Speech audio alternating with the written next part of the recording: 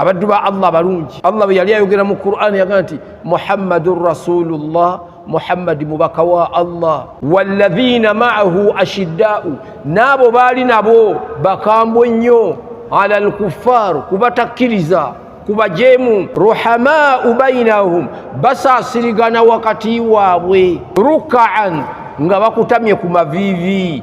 Ulira Katonda bw'abateena engeri gye basasiriga. Sujadan, batadde ebyenyi byabwe wansi. Yabtaghuna fadlan min Allah, banoonya obulungi obuva eri Allah, wa ridwana, n'okusiimibwa.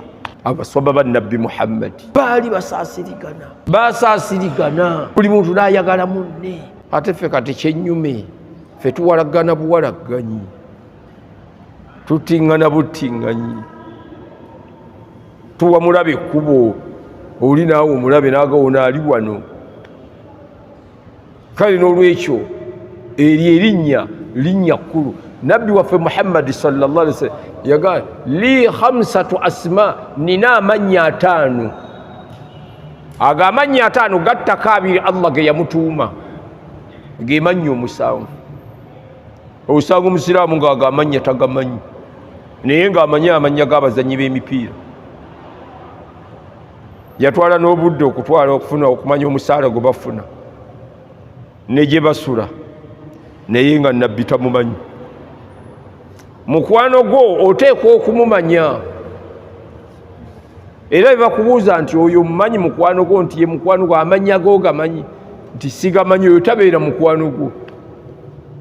Naye oteekwa okumanya amanya ga Nabbi Muhammad. Ate gonna amanya 5 gonna ga kigendererwa. Erinnya erisooka yagamba ana Muhammad, nze Muhammad, eryo linnya lye lya bwebange. N'agamba erinnya eddala wa ana Ahmadu, nze Ahmad. Ahmadu litegeeza ki? Omuntu asinga okutenda Allah ow'ekitiibwa, asinga okusinza Katonda. Teri muntu agenda kusinza Katonda nga Nabbi Muhammad. Nabbi yagenda wala, n'atuuka n'okuyimirira ebigere ne bizimba. N'atuuka okuyimirira, omukyala yamugamba nti ya Rasulallah, gwe baakusonyiwa dda, naye lwaki weetawaanya? N'amugamba siri muddu eyeebaza Katonda. Lumu yasituka okusaala salatu layiri ne Abdullahi ibn Abbas, naye n'asituka naye. Nabbi waffe Muhammad sallallahu alaihi wasallam n'asoma suratul Baqara n'agimala.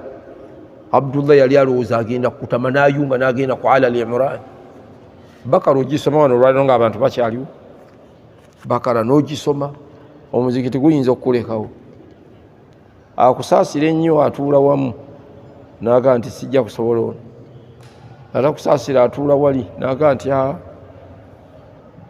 wali tukyasoma Bugema omusajja omu, ennaku zino 10 ezisembayo mu Ramadani, tugamba katugende tuzisaalireko mu ttawuni.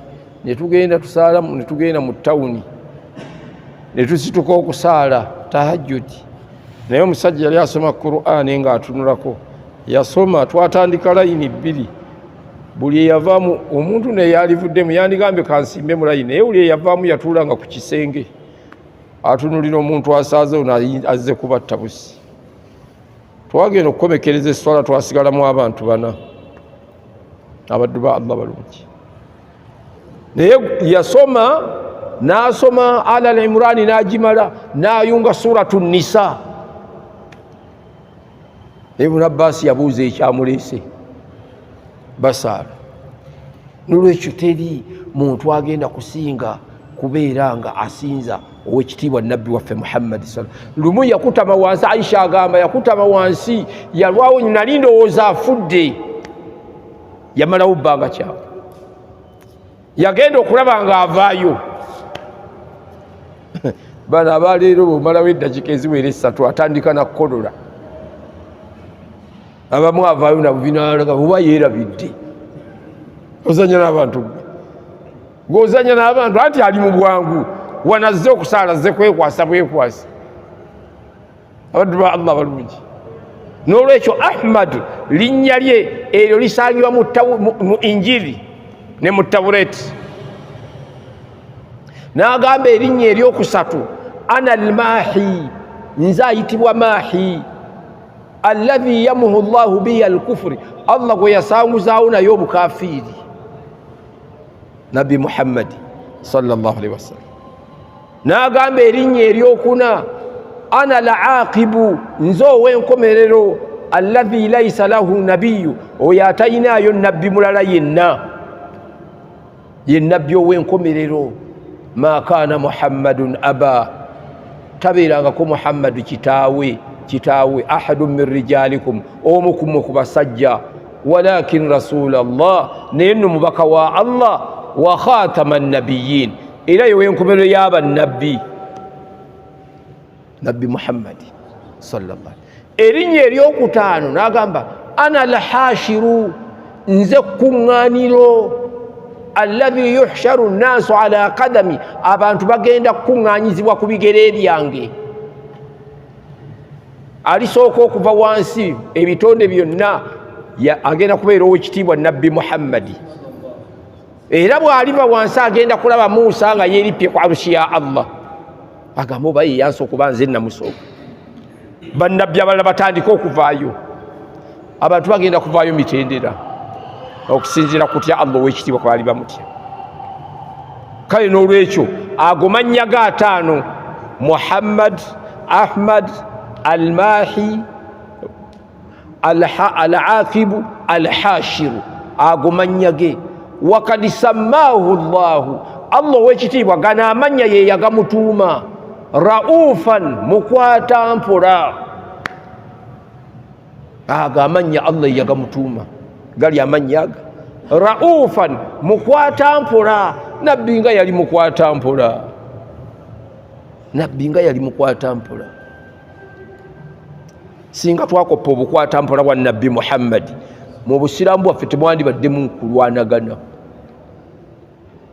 nabbi yasalirako ne kukaaba nga kuliko amasanamu abaddu ba allah balungi mulabe obukwata mpola bwa nabbi muhammadi bukwata mpola wakad sammaahu llah mazima allah yamutuuma raufan omukwata mpola nabbi yali yegendereza nnyo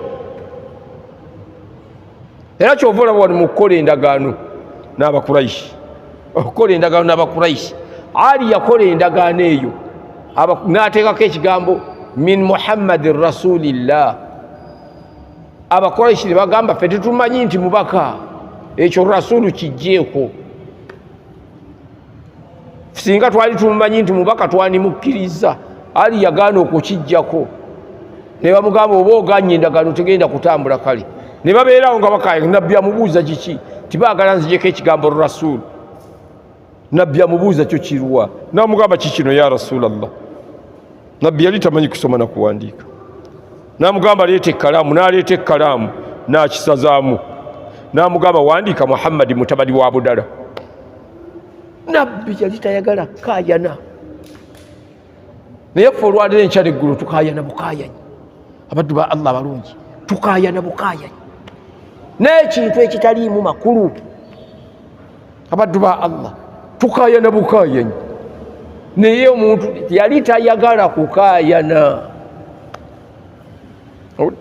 era kyova olaba ebintu yabikwatanga mpola bewa ebbaluwa n'abagamba nti abangi mutuuke mugende egundi musumule ebbaluwa eyo naye musalire mu kifo yabagamba basalire mu kifo ekyo nkyerabidde ne bagenda abalala batambula esswala etuuka beeyawulamu ebitundu bibiri abamu basalira mu luguudo abalala ne basalira eri gye bagamba okusalira nabbi sallallahu alaihi wasallam n'atuuka wali namugamba ya rasulallah bannaffe abo basalidde mu luguudo mu kkubo ffe ate tusalidde eno gye watugambye nabbi yabagamba mwenna bano batuufu nammwe muli batuufu talina kweyagaa nti ono mukyamu noono mukyamu ffe katulabe tubeerawo tugaa nti ono ye mukyamu oli ye mutuufu abantu tubakafuwaza n'okubakafuwaza naye nabbi yali raufan omukwata mpola rahiman omusaasizi mu umma y'obusiraamu buno oba mu bannabbi allah be yatuma teri nabbi nga yali asaasira nga ayagala umma ye nga nabbi muhammadi sallallahu alaihi wasallam nabbi yali musaasizi nnyo. Abaddu ba Allah balungi, yali ayagala umma ye ekitaali kubali. Natusabire eddwayi Allah tozikiriza abantu b'ekibiina kyange ekirindi nga bwe wazikiriza abaatusookawo. Abaddu ba Allah balungi, abantu bange tobatta n'enjala ya Rabbi ng'abasooka bwe baafa. Eddwa w'ekitiibwa Allah subhanahu wa ta'ala n'abeera ng'azikiriza baddu ba Allah balungi. N'olwekyo wakati sammaahu Allahu rahiman, musaasizi. Wama arsalnaaka illa rahmatan lil alamin, tetwakutuma okujjako twakutuma ng'oli kyakusaasiza eri ebitonde. Tobola waliwo omusajja omu yajja n'amugamba ya Rasulallah il'ani al-Quraishi, kolimira abakuraishi. Nabbi n'amugamba nze saatubwa kolima, natumwa wange andi kyakusaasira eri bantu. Abaddu ba Allah balungi, kibi nno okukolima mikwano gyange abakkiriza, naye nabbi teyagala kukola ki? Teyagala kukolima. Abaddu ba Allah balungi, n'olwekyo naffe abasiraamu si kirungi tubeere nga tukolima mikwano gyange abakkiriza.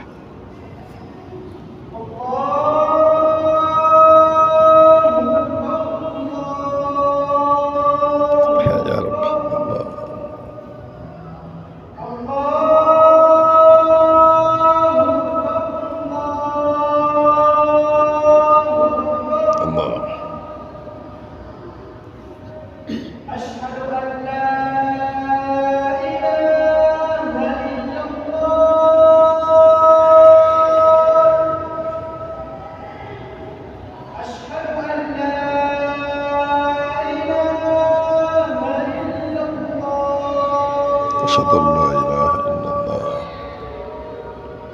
أشهد أن محمدا رسول الله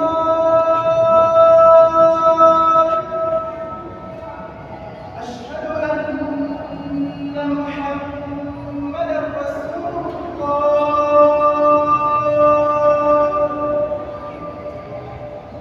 حي على الصلاة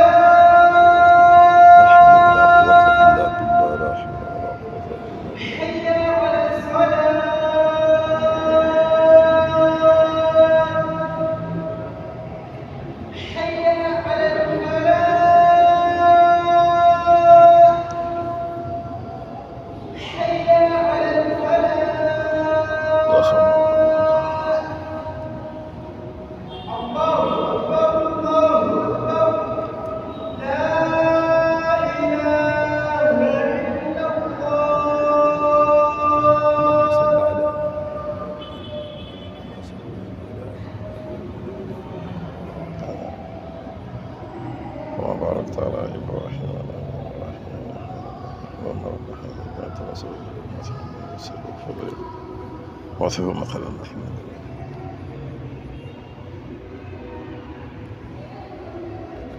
نعم إخوة الإيمان، abaddu ba Allah balungi, Allah yagala nnyo nabbi waffe Muhammadi n'amutuuma amannya. Ale mu kutuuma amannya n'amuwa n'omukyala. Allah ow'ekitiibwa, falamma qada zaidu minha watara zawwajnaakaha, Zaidi bwe yamala okumala ekyetaago mu mukyala oyo, omukyala twamukufumbiza. Allah yafumbiza nabbi Muhammadi, byafumbiza Zainabu binti Jahshi maka ga nabbi Muhammadi.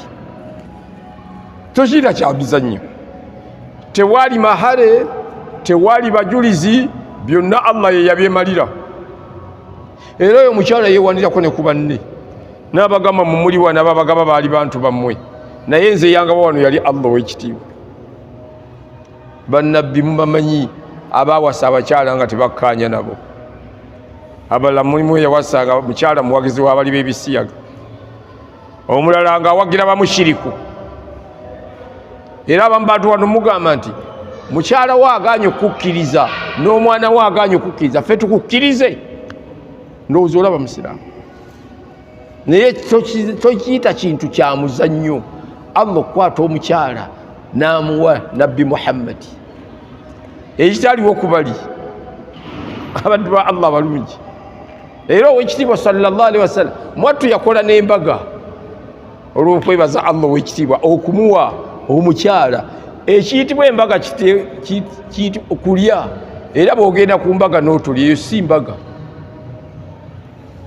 Ennyumba ya nabbi yali nfunda baali bayingiranga 5 10 abaamalanga okulya be baagendanga kuba omala okulya ate oba oli okola ki oba ozibuwaliza oli.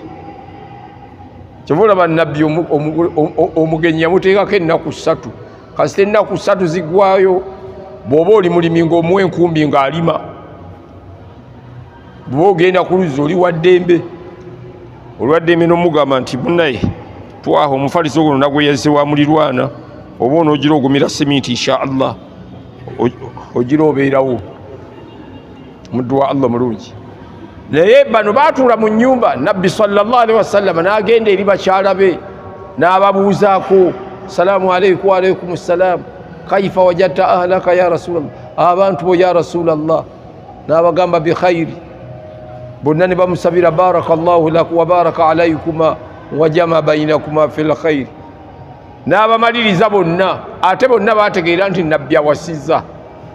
Allah ow'ekitiibwa kwe kussa etteeka ya ayuha alladhina amanu abange mu abakkiriza la tadkhulu buyuta nabiyi temuyingira mu mayumba ga nabbi illa an yu'dhana lakum ila ta'ami ghayri nadhirina inahu okujjako nga muyitiddwa eri emmere eterinnindirire.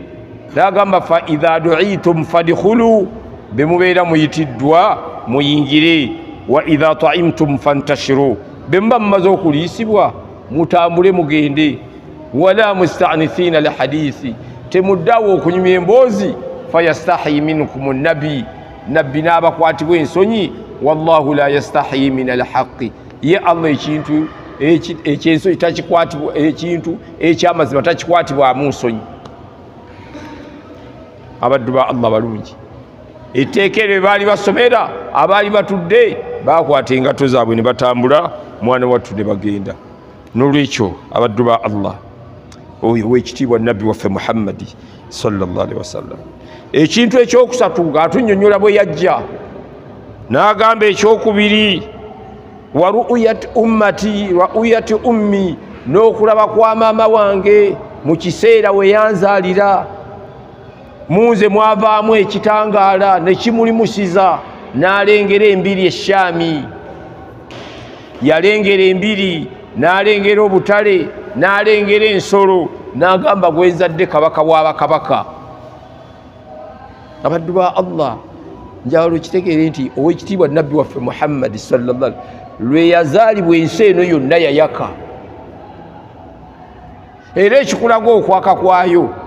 Abdul Muttalib baba batudde ku Kaaba banyumya n'abakuraishi banne wajja omusajja omuyahudi bwajja omuyahudi n'abuuza Abdul Muttalibi n'ababuuza abakuraishi n'abagamba abange ekiro kya leero mukirabye bali bamubuuza kibaddemu ki n'abagamba temulabye kwakaayakana kwa ekiro kino n'abagamba ekiro kino kyase naye kirabika nabbi ow'enkomerero azaaliddwa. Olabye abayahudi baali bamanyi n'okumanya kati Abdul Muttalibi aba ali awo omuyahudi ono yasooka baga nti mugende mukebere ku baana bonna abazaaliddwa ekiro kya leero. Abdul Muttalibi nga bamugamba Amina yazadde omwana ono omuyahudi kyava mugamba tusooke tugende tulabe omwana oyo. Bagenda naye wa mukyala Amina Abdul Muttalibi nga musanyufu nnyo okumuzaalira omuzzukulu n'akulisa Amina omwana ono omuyahudi kyava mugamba sabako ku mwana. Abdul Muttalibi kwe kusaba omwana n'amuleeta bw'amuleeta n'amugamba twagala tumukebereko ku kibegabega. Ne bakebera ku kibegabega amaaso gaggukira ku mpeta. Abayahudi baali bamanyi nabbi Muhammadi ekitundu mwana ava obubonero bwe ajja kubeera n'empeta mu mugongo bw'anaaba atambula ajja kubeera nga ali wansi w'ekisiikirize tajja kulya saddaaka.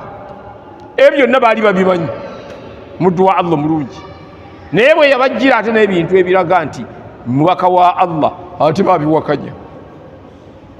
Omuyahudi kyava agamba Abdul Muttalib yono omwana gwe nagambye obwa nabbi Katonda abujje mu Bayisirayiri ate abuleese mu Bawarabu. Abaddu ba Allah Abayisirayiri baali bamanyi nti Nabbi Muhammad sallallahu alaihi wasallam agenda kuva mu bwera naye badduka mangu gye bava ne bajja mu kyondo ky'Abawarabu ne bawasawasa abakazi ne balowooza nti nabbi agenda kuveera mu bo. Bagenda okulaba yava walala gye baali batasuubira. Kale kyenkugamba muganda wange nti eyo yenzija y'owekitiibwa nabbi waffe Muhammadi sallallahu alaihi wasallam. Mwattu teyamala gajja. Abaddu ba Allah balungi, abantu basanyusibwa. Nabbi Sulaimaani naye n'asanyusa abantu be olw'okujja kwa nabbi Muhammadi. Ate oyo Sulaimaani engeri gye yali omufuzi ate nga nabbi, kabaka ate nga nabbi. Owulidde? Yalina ebintu bibiri, yali nabbi ate nga kabaka. Ennaku ezimu yali kulamula bantu, ennaku ezimu nga kusoma Zaburi. Abaddu ba Allah balungi, n'olwekyo nkugamba mikwano gyange ampuliriza nti nabbi Sulaimaani naye yasanyusa abantu be engeri gye yali atambula nga Mungu yamuwa obukulembeze. Bwe yamaliza okuziba Baitul Maqdis yasaba Allah ebintu bino bisatu. Yamusaba, ayi Allah, nkusaba ompe okulamula kwe nnaalamula abaddu bo bano kukwatagane n'okulamula kwo. N'agamba ekyokubiri, nkusaba omuntu anaabazze mu nnyumba eno mu muzikiti guno ng'ekimuleese kusaaliramu aguveemu nga bw'ava mu lubuto lwa maama we. N'amusaba ekyokusatu, obukulembeze bw'ompadde tobuwaako muntu mulala yenna anajja oluvannyuma lwange. Obukulembeze bwa Sulaimaani netumala ne tubufuna tweyita Katonda. Teyatukwatibwa ffutwa, yatusaasira, twandyeyise Katonda. Kuba Sulaimaani obufuzi bwe bwewuunyisa okulaba nga omulembe gwe yaliko yali afuga ensi eno yonna, naye ng'omwana Adamu tayogera kigambo okuggyako ng'empewo zikimuleetera. Sulaimaani yalina ebintu bino wammanga, yalina amagye, yalina entambula, yalina empuliziganya eri international. Entambula gye yalina yali yeetambulira ku kiwempe kye ng'akyanjuluza, n'alonda baana agenda nabo. Yasookeranga ku bamanyi, n'azzaako abakungu, n'azzaako abantu ba bulijjo, ne batuula ku kiwempe, n'alagira empewo okubasitula. Ne babeera mu bbanga eyo batambula bagenda banyumya, ne batuuka ewantu nti tukooye tusseeko wansi tumale okufuna ku kyokulya. Allah, baddu ba Allah. Naye ebyo byonna Mungu n'abimuwa n'amutegeera. Abantu bategeera mutonzi, muddu wa Allah mulungi, tebategeera mutonzi, n'amuwaako ebintu ng'ebyo n'atamanya nti abimuwadde amwaziseeko bwazisi. Ne bakka wansi, n'alagira amajini okufumba emmere, ne gafumba emmere. Omumanyi omwagamba gagifumba mu ddakiika 3, omulala agamba 3 kwali kukandaaliriza, yali eddakiika 1.5 okusinza bwe yatumya entebe ye, ne bagireeta ewatali ne sekendi. Abaddu ba Allah balungi, ne bamaliriza, batandikiranga ku bamanyi okugabula, ne bamaliriza obukoowu bubaweddemu, ate n'azigamba mutusitule mututwale, ne zimusitula, ne zimutwala, ne zikumukuba ku haramu n'abantu be yali nabo. Ne bagenda ne bakola umura ne bagimaliriza. Era bwe bagimaliriza, Sulaimaani ng'anaatera okutambula, n'abakoola abaaliwo n'abagamba, ayyuhal haadirun, abanga abakuŋŋaanye mu kifo kino eky'ekitiibwa, ekifo kino kye muli mugenda kufubutukamu nabiyul arabiyu, nabbi omuwarabu, yakhruju min akhiri zaman, agenda kuvaayo ku nkomerero y'omulembe, yu'ta nasru ala man nawaahu, agenda kuweebwa okutaasibwa eri anaabamulumbye, la yakhaafu fillahi lawmata laim, tagenda kutya kwa munenyi yenna anaabamunenyezza nga amunenya ku lwa Allah. Abaaliwo baamubuuza, fama diinu yadiinu bihi ya nabiya Allah, nabbi oyo anasoma ddiini ki? N'abagamba yadiinu bidiini lhanafiya, agenda kusoma eddiini eyawula Katonda, albaida, eddiini enjeru. kyovula bannabbi waffe Muhammad sallallahu alaihi wasallam yatugamba taraktukum ala mahajjati albayda, mbalese ku kkubo ejjerufu, lailuha kanahariha, ekiro bwe libeera n'emisana, la yazigu anha illa haliku, omuntu okulivaako wakuseerera. Ebintu ebyo byonna Sulaimaani abibagamba naye nga basanyufu. Bamubuuza kam bainana wa baina khurujihi ya nabiyallah, banga ki wakati waffe ne wakati wa nabbi oyo? N'abagamba mikidaaru alfu ami, emyaka 1000 nabbi oyo ajja.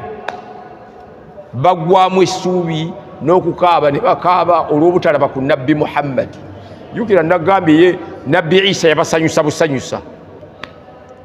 Bano Sulaimaani yabagamba nti emyaka 1000 nabbi oyo ajja, bagenda okulaba ng'ekiseera kiri wala. Kiringa ng'oli bwanagamba sente z'omumanya ngenda kuzikuwa 290. 290 wagenda kubeerawo walala wala. Emitendera balala. Gw'obanja tajja kubeerawo naawe abanja.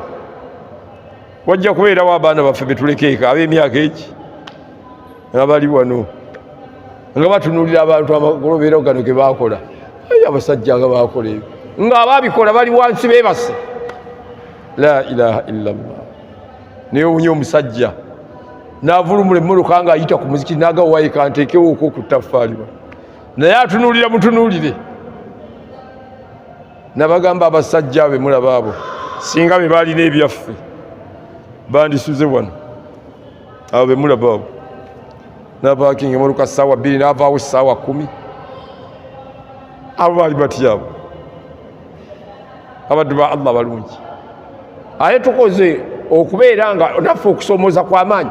Baazimba eyaabwe wali obeera wano n'olengera omunaala, kakati naffe olengera omunaala ogulengera bw'obeera eri wansi. Naye nga kabona bwe yali atandikawo yaga nti twetaaga wano ensawo za seminti 400 tulyoke tutandika okumenya. Endiga emu neevaayo ngenda kuwa 200, 10 bakireeta kati. Bagenda okuva nga balina seminti 10 ebyo. Ate yali agambye bayise kabu. Naffe abaddu ba Allah balu. Sulaimaani yamenya emitima gy'abaliwo n'abagamba tuuba liman adrakahu, yeesiimye nnyo oyo anaamusangawo. N'abagambye nti Isa yabasanyusa busanyusa, ate ono abeesiimisa bwesiimisa. Bwe tulaba nti omulembe gwa nabbi Muhammadi mulungi gwaguliko oyina kwesiima naawe. Tuuba liman adrakahu, yeesiimye nnyo oyo anaamusangawo, wa amana bihi, n'amukkiriza. N'abagamba fa innahu sayyidul anbiya, kabaka w'abannabbi, wa imaamul mursalin, omukulembeze w'ababaka. Bwe yali amaliza n'abagamba falyuballighu shahid minkumul ghaib, nsaba mmwe abali wano mutuuse amawulire ag'essanyu ku abo abataliiwo, mubagambe okujja kwa nabbi Muhammadi. N'olwekyo tulyongerako olulala insha Allahu taala, naye ebintu bya nabbi tetuyinza kubimalayo mulundi gumu. Mikwano gyange abakkiriza, saba Katonda atumalire ebizibu byaffe, atuwa obulamu obulungi, atukingiriza endwadde enkambwe, ebyesibye Mungu tusaba abeere nga abisumulula. Tusaba Allah subhanahu wa taala atuwa obulungi obuli mu kiro kino, atukingiriza obubi obukirimu, atukingiriza obukafiiri n'obwavu.